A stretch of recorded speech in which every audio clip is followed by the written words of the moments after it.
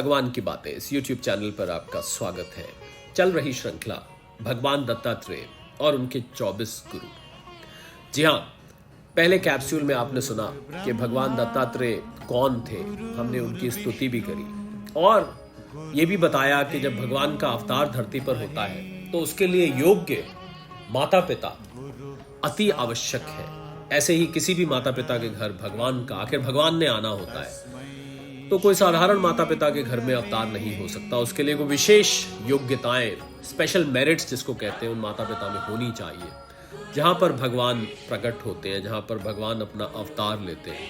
तो पहले कैप्सूल में आपने सुना कि किस प्रकार अत्रि ऋषि और उनकी पत्नी सती अनुसुईया, मां अनुसुईया, देवी अनुसुईया जंगल में रहते थे और उनकी पत्नी ने ये इच्छा करी कि उनको त्रिदेव जैसा पुत्र हो, यानी ब्रह्मा विष्णु महेश जैसा उनके यहाँ पुत्र हो। और उनके पतिव्रत धर्म की पूरे न केवल विश्व में बल्कि सब लोकों में चर्चा थी और इस बात से जलन थी त्रिदेवियों को, यानी माता सरस्वती, माता लक्ष्मी और माता पार्वती को इस बात से जलन थी। हालांकि हमने ये भी बताया कि जलन यहाँ पर देवियों को, वो तो साक्षात भगवान है, एक व्यवहार रूप में एक लीला मात्र होता है, पर चलिए जलन थी तो उन्होंने अपने तीनों पतियों को, यानी ब्रह्मा विष्णु महेश को धरती पर भेजा कि जाकर आप उनके तप की, उनके पतिव्रत धर्म की और उनका ये जो संकल्प है कि उनके यहाँ त्रिदेव जैसे पुत्र हो, इसकी आप परीक्षा लेकर आइए। तो जानते हैं आगे क्या होता है। भगवान दत्तात्रेय की स्तुति अवश्य करेंगे। आद्यो ब्रह्मा मध्ये विष्णुरन्ते देवः सदा शिवः मूर्त्यत्र स्वरूपाय दत्तात्रेयाय नमस्तुते। ब्रह्म ज्ञानमयी मुद्रा वस्त्रे चाकाश भूतले प्रज्ञान धन बोधाय दत्तात्रेयाय नमस्तुते।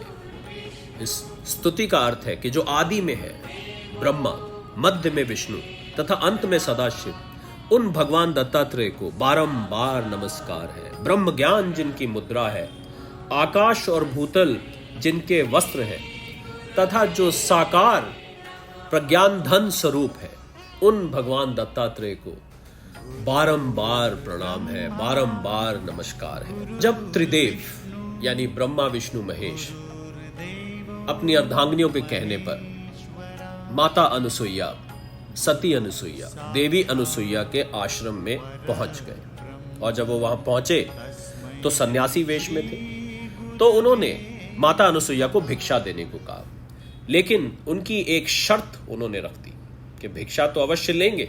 और उन दिनों में भिक्षा जब भी कोई सन्यासी द्वार पे मांगने आता था तो उसको खाली नहीं भेज सकते थे, ऐसा नियम था। बहुत भाग्यशाली वो द्वार माना जाता था जहां पर सन्यासी भिक्षा मांगने आए और एक दफे आए तो उनको खाली भेजने का तो प्रश्न ही नहीं उठता। नहीं, उन त्रिदेव ने सन्यासी रूप में जब आए तो सती अनुसुईया के सामने एक शर्त रख दी कि हम भिक्षा तो लेंगे पर इस अवस्था में नहीं लेंगे।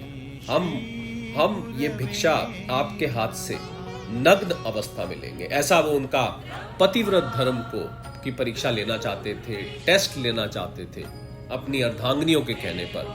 तो एक इतनी बड़ी शर्त उन्होंने रख दी और वो भी एक पतिव्रता स्त्री के सामने कि हम ये भिक्षा आपसे आपकी नग्न अवस्था में लेना चाहेंगे। आप उस समय कोई भी वस्त्र धारण नहीं करेंगे। तो आप समझ सकते हैं एक पतिव्रता नारी के ऊपर जब ऐसी शर्त लगा दी जाए कि वो भिक्षा देंगी तो नग्न अवस्था में देंगी, उनके मन पर क्या बीती होगी। वो हड़बड़ाई, एकदम घबरा गई बहुत कि एक तरफ सन्यासी घर आए हैं, मुझे इनको भिक्षा अवश्य देनी है और इन्होंने शर्त लगा दी है। दोनों तरफ से जैसे कोई फंस जाता है। अगर वो भिक्षा देती हैं तो उनके सामने एक संकट है, नहीं देती हैं तो संकट है। पर वो घबराई नहीं, उन्होंने अंदर गई, अंदर जाके जल लेके आई, संकल्प किया, फटाफट उन्होंने सोचा और जल लाकर तीनों के तीनों सन्यासियों पर छिड़क दिया। और वो तीनों के तीनों सन्यासी ब्रह्मा विष्णु महेश तुरंत उसी समय नवजात बालक के रूप में परिवर्तित हो गए। छोटे छोटे बच्चे वो तीनों के तीनों बन गए, जिनको आप समझ सकते हैं छोटे छोटे बच्चों को ये बिल्कुल ज्ञात नहीं होता कि सामने वाला नग्न है या कपड़े पहने हुए है, कौन नहीं है। नवजात शिशु को तो कुछ नहीं पता होता। और माता अनुसुईया ने उन तीनों के तीनों सन्यासियों को, जो कि अब शिशु रूप में, नवजात शिशु के रूप में परिवर्तित हो चुके थे, उनको अपना स्तनपान कराया। और ये स्तनपान करा के उन्होंने उन सन्यासियों की जो इच्छा थी शिशु बनने से पहले की, कि उनको भिक्षा चाहिए थी, उनको भोजन कराना था, वो उनकी आग्रह भी पूरा किया। इस बीच अत्रि ऋषि जब घर लौटे तो उन्होंने सारा वृत्तांत सुना, देखा। और अत्रि ऋषि तो सिद्ध महापुरुष थे, वो पहले ही सब घटनाक्रम को जैसे देख चुके थे। उनको समझ आ गया था कि क्या घटना मेरे पीछे से मेरे घर पर घटी है, और बाकी सती अनुसुईया ने उनको सारा वृत्तांत कह सुनाया। अत्रि ऋषि ने अपनी योग शक्ति से, अपनी दिव्य शक्ति से संकल्प किया और तीनों के तीनों बालक एक बालक रूप में बन गए, जिनके की 3 सर और 6 हाथ थे। एक ऐसा बालक बन गए जो 3 सर 6 हाथ, एक ही बालक के रूप में तीनों के तीनों देव तुरंत परिवर्तित हो गए। जब तीनों देवियां यानी माता सरस्वती, माता पार्वती, माता लक्ष्मी, जब उन्होंने देखा कि उनके पति अभी तक घर नहीं लौटे, उन्हें चिंता हो गई और वो अत्रि ऋषि के आश्रम में पहुंच गई। और वहां उन्होंने सारा दृश्य देखा, सारी बात देखी, तो उन्होंने आग्रह किया सती अनुसुईया से और अत्रि ऋषि से कि उन्हें उनके पति लौटा दिए जाएं। इस आग्रह पर सती अनुसुईया और अत्रि ऋषि ने मिलकर निर्णय लिया और उन्होंने उन बालकों को वापस ब्रह्मा विष्णु महेश रूप में प्रकट कर दिया। और इस बात से तीनों की तीनों देवियां इतनी प्रसन्न हुई कि उन्होंने वरदान रूप में अत्रि ऋषि और सती अनुसुईया को एक पुत्र का आशीर्वाद दिया, जो कि ब्रह्मा विष्णु महेश तीनों जैसा होगा, उसमें तीनों का अंश होगा। और यही मनोकामना थी सती अनुसुईया की, जब उन्होंने मनोकामना की थी कि उनको ऐसा पुत्र मिले जो ब्रह्मा विष्णु महेश त्रिदेव जैसा हो।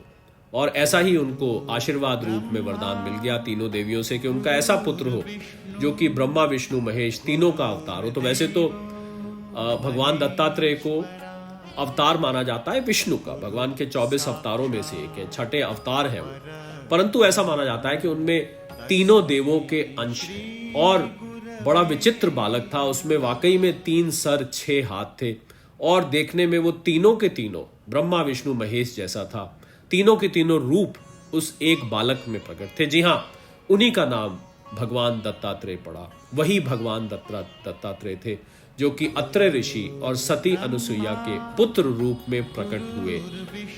किसके कहने पर? आशीर्वाद जो उनको 3 देवियों से मिला जब उन्होंने उन शिशुओं को वापस ब्रह्मा विष्णु महेश रूप में लौटा दिया, उसके फल स्वरूप उनको भगवान दत्तात्रेय के प्राकट्य का आशीर्वाद मिला। जी हाँ, आज इसको इतना ही रखेंगे।